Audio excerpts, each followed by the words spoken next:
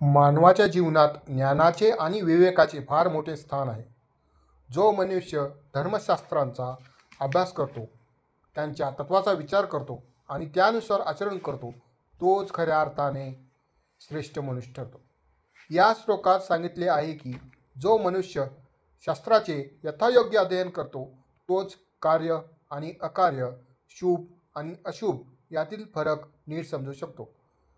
धर्मशास्त्र मनुष्याला केवळ पूजा किंवा विधी शिकवत नाही, तर जीवनात योग्य आचरण कसे करावे, न्याय अन्यायाचा निर्णय कसा घ्यावा आणि समाजात सदाचार कसा राखावा हेही शिकवते.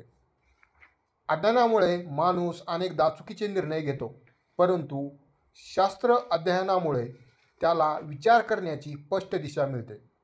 अशा ज्ञानाने संपन्न झालेला मनुष्य केवळ स्वतःचा नव्हे, तर समाजाचाही कल्याणकर्ता ठरतो. त्यामुळे प्रत्येकाने धर्मोपदेशाने युक्त असे शास्त्र अभ्यासून जीवनात विवेक, संयम आणि न्याय या गुणाचा अंगीकार करावा.